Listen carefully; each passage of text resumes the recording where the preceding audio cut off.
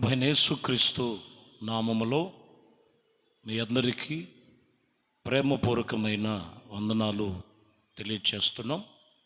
పరిశుద్ధ గ్రంథములో నుంచి ఈ పూట హెజ్కేలు గ్రంథము 3వ అధ్యాయము 2వ వచనాన్ని చదువుతున్నాం.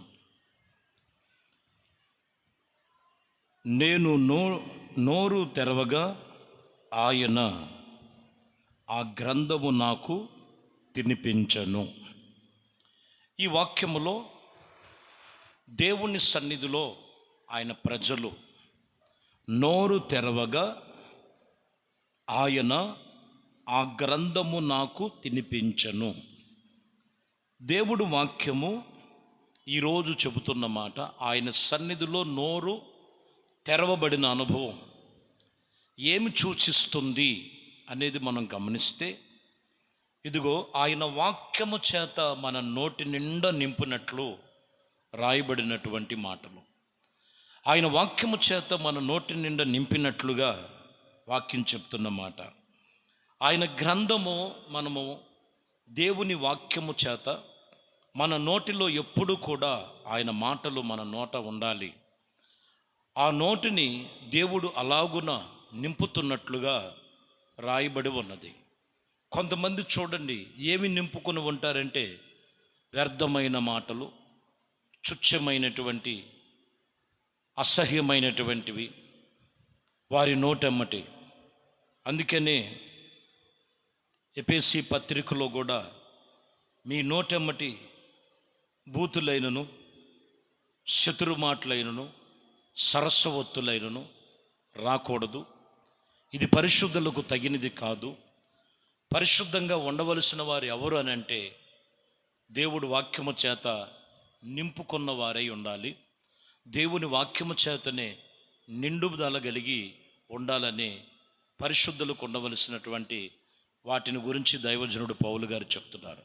కాబట్టి నీ నోటిని తెరవబడటానికి గల కారణం ఏంటంటే ఆయన గ్రంథము నీకు తినిపిస్తున్నాడు.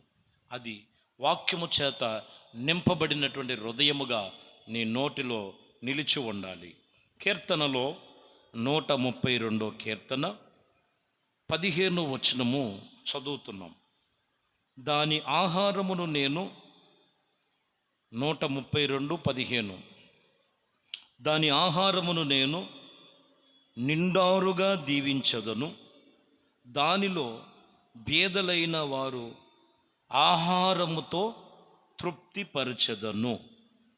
చూడండి, ఇక్కడ ఆహారం అనేది మనం చూస్తే ఏదో శరీర సంబంధమైన ఆహారము కాదు, ఆత్మ సంబంధమైన ఆహారమును గురించి చెప్తూ దాని ఆహారమును నేను నిండారుగా దీవిస్తాను. అంటే వాక్యము ఇది నీకు దీవెనకరంగా ఉన్నది. ఎప్పుడైతే బేదలైన వారుగా, ఏమీ లేని వారుగా ఆయన యొద్దకు వచ్చినప్పుడు దానిలో బేదలైన వారు ఆహారము చేత తృప్తి పొందుదురు. దేవుని వాక్యము చేత నువ్వు తృప్తి పొందాలి. అప్పుడు వారిలో ఉన్న బలహీనతలు తొలగిపోతాయి, వారిలో ఉన్న లోపాలు తీసివేస్తాడు, వారిలో ఉన్నటువంటి శాపాలు తొలగిపోతాయి. వాక్యములోనే ఇమిడి ఉన్నవి. వాక్యమే జీవాహారమై ఉన్నది, వాక్యమే జీవము కలిగి ఉన్నది, ఆ వాక్యమే దేవుడై ఉన్నది. ఆ వాక్యమే మనకు కృపా సత్య సంపన్నుడిగా మన మధ్యలో ప్రతిరోజు నిత్య కృప అనే కార్యక్రమముల ద్వారా ఆయన ప్రచురింప చేయబడుతూ ఉన్నది. దేవుని వాక్యం చెప్తున్నటువంటి సత్యం ఇది.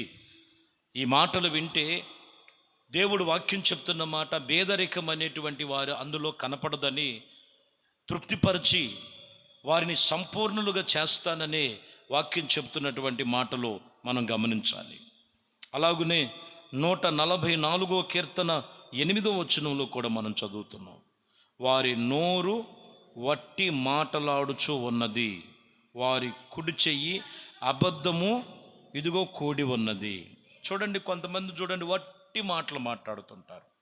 వట్టి మాటలే వారి నోట్లో ఏముంటాయంటే వట్టి మాటలు, ఏదో పైపైన చెప్తుంటారు. ఆ వాక్యం ఇలా చెప్పింది దేవుడు, ఆ దేవుడు ఇలా చెప్పాడు. హృదయములో ఉండదు.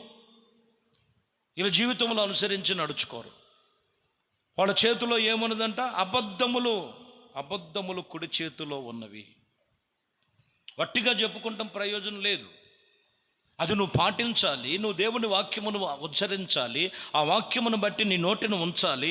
ఆ మాటల చేత నువ్వు ఆశీర్వదించబడి నీ క్రియలు సరిచేయబడతాయి. నీ క్రియలు సరిచేయబడతాయి. అబద్ధముతో వారి కుడి చేతిలో అబద్ధం ఉన్నది. ఈరోజు మనం గమనించాలి. వట్టి మాటలు కాదు, దేవుడు మాటలు నేర్చుకో. పరిశుద్ధమైన మాటలు విను, చెప్పు నలుగురికి. దేవుడు మాటలు చెప్పు. వట్టి మాట్లాడకుండా పనికి మాలిన మాటలని మాట్లాడుతూ సమయాన్ని, వయసుని వృధాపరుచుకునే వాళ్ళు ఎంతమంది లేరు. దేవుడు మాటలు చెప్పు, వట్టి మాటలు కాదు. 45వ కీర్తనలో కూడా ఉంటుంది, 145వ కీర్తన 20వ వచనం, యెహోవా తన ప్రేమించు వారందరినీ కాపాడును, అయితే భక్తిహీనులందరినీ ఆయన నాశనము చేయును. నా నోరు యెహోవాను స్తోత్రము చేయును. చాలు. నీ నోరు ఎప్పుడు కూడా దేవునికి స్తోత్రాలు చెప్పాలి. స్తుతి స్తోత్రం, స్తుతి స్తోత్రం, స్తుతి స్తోత్రం, స్తుతి స్తోత్రం ఎప్పుడు నీ నోట్లో ఉండాలి. యెహోవా తను ప్రేమించిన వారందరినీ కాపాడుతాడు. అప్పుడు అంతేగాని భక్తిహీనులందరూ కూడా భక్తిహీనతలో ఉండే పరిస్థితులు ఏం చేస్తున్నాయి అంటే, భక్తిహీనులు నాశనము చేయుదును. నశించిపోతానికి కారణం ఏంటంటే, కొన్ని రోజులు భక్తి చేస్తారు, కొన్ని రోజులు ప్రార్థనకు వస్తారు, కొన్ని రోజులు దేవుణ్ణి నమ్ముకుంటారు, తిరిగి మరల లోకంలో భక్తిహీనతకి వెళ్ళిపోయి, భక్తిహీనతుల యొక్క ఆలోచన విధానాలన్నీ నాశనకరమైనవి. నీ నోరెప్పుడు కూడా స్తుతి స్తోత్రం, స్తుతి స్తోత్రం, దేవుణ్ణి ఎల్లప్పుడూ స్తుతించాలి. నీ నోటిని, నీ నాలుకను బాగుగా ప్రభు సన్నిధిలో తెరవబడాలి, ఆయన స్తుతించటానికి, ఆయన ప్రార్థించటానికి. ఇంకను మనం చూస్తే యోబు గ్రంథములో 23వ అధ్యాయము 4వ వచనం, ఆయన సన్నిధిని నేను నా వైద్యములను వ్యాధింతునని నా నోరు నింపుకొందును. 23:4, ఆయన సన్నిధిలో నేను వాయిద్యములను విషాదపరచదను, వాదములతోనూ నా నోరును నింపుకొనుదును. చూడండి, దేవుడి సన్నిధిలో ఇక్కడ గమనించాలి, ఆయన సన్నిధిలో ఎప్పుడు స్తుతి యాగములు చెల్లిస్తూ, మళ్ళా అదే నోట్లో వివాదాలు, అదే నోట్లో వాక్వాదాలు ఇవి చేసుకుంటూ విరోధముగా దేవుని సన్నిధిలో నింపుకున్నట్లయితే ఆత్మ ఎలా ఉంటుంది? తిట్టినంతవరకు తిట్టి తిట్టి తిట్టి ప్రభు దగ్గరికి వచ్చి స్తుతి స్తోత్రం అంటే వింటాడా దేవుడు? నీ నోటిని కాచుకో. లోకములో కాదు నోరు తెరవాల్సింది, ప్రభు సన్నిధిలో బాగుగా తెరిచితే నీ నోటిని నింపుతాడు ఆనందముతో, సంతోషముతో, ప్రహర్షముతో. నీ పెదాలని ఆయన నింపుతాడు. ఆయన దేవుడు వాక్యం చెప్తున్న మాట అది. ఇంకను మనం చూస్తే కీర్తనలో 17:10 ఉంటుంది, 17వ అధ్యాయం 10, వారు తమ హృదయములను కఠినపరుచుకొనుచున్న వారు నోరు గర్వపు మాటలు మాట్లాడును. వాళ్ళ నోట్లో ఏముందంటే, కొంతమంది నోట్లోనేమో గర్వపు మాటలు, కొంతమంది నోట్లేమో ఇదిగో వివాదాలు, కొంతమంది నోట్లోనేమో ఇదిగో అనేకమైనటువంటి వ్యర్థమైన మాటలు, కొంతమంది నోట్లోనేమో వట్టి మాటలు, కొంతమంది ఏమో భక్తిహీనులుగా ఉండి.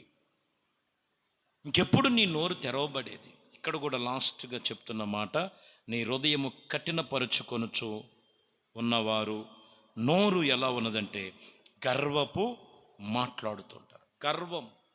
కొంతమంది చూడండి, ఏమీ లేకపోయినా ఎంత గర్వంతో ఇడిచిపడుతుంటారు. అన్నీ ఉన్నోడు మాట్లాడు, మళ్ళీ అలాగా ఏమీ లేనివాడే ఎగిరెగిరి పడుతుంటాడు గర్వంతో. సైతాను పనిచేస్తుంటుంది. ఈరోజు మనం గమనించాలి, దేవుని నమ్మినటువంటి విషయంలో ఎక్కడ గర్వపు మాటలకు చోటు ఇవ్వద్దు.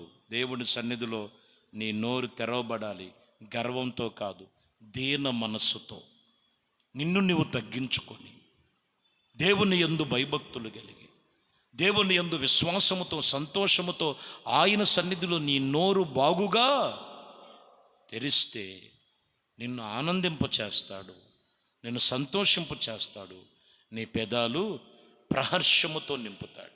కాబట్టి ఈ వాక్యమును బట్టి దేవుని మాటలు నీతో మాట్లాడుతున్న మాట మూల వాక్యములో మనం చదువుకున్నాం. ఇదిగో వాక్యము చేతనే నీ నోరు నింపాలి, నీ మనసు నింపాలి. ఇది జీవాహారమై ఉన్నది, దేవుని వాక్యమై ఉన్నది. ఆ వాక్యమును చేతనే నువ్వు నింపబడి ఉండు, ఆత్మీయతకు కట్టుకో. నీకు నీ కలిగిన సమస్తమును కూడా సంతోషముతో ఆయన నింపి ఆయన కృపలో నిన్ను బలపరుస్తాడు. అట్టి కృప దేవుడు మీకు కలుగు చేసి ఆయన కృపలో ఆయన వాక్యము చేత మీ హృదయములను నింపునుగాక. ఆమేన్. ప్రార్థన. పరిశుద్ధుడ, ప్రేమ కలిగిన తండ్రి, దయగలిగిన మా ప్రభువా, మీ ఘనమైన శ్రేష్టమైన నామానికి స్తుతి స్తోత్రాలు చెల్లిస్తున్నాం. మీ కృపా దయా సంకల్పమును బట్టి ఇదిగోనైనా ఈ ఉదయకాలము తమ నోరు తెరిచి మీ వాక్యములు వింటూ, మీ వాక్యములు చదువుతూ, మీ వాక్యమును అనుసరిస్తూ, ఎక్కడ గర్వపు మాటలకు చోటు లేకుండా, వట్టి మాటలకు చోటు లేకుండా, వ్యర్థమైన మాటలకు చోటు లేకుండా జీవవాక్యమును చేత వారి నోటు నింపండి ప్రభు. పరిశుద్ధాత్మ అభిషేకము చేత నింపి ఎక్కడి నుంచి చూస్తున్న వారి కుటుంబాలను వాక్యము చేత బలపరిచి, విడిపించి, నడిపించి, పరిశుద్ధపరచమని యేసుక్రీస్తు నామములో ప్రార్థించి వేడుకొనుచున్నాము తండ్రి. ఆమేన్. ప్రభు మిమ్మల్ని దీవించి ఆశీర్వదించునుగాక.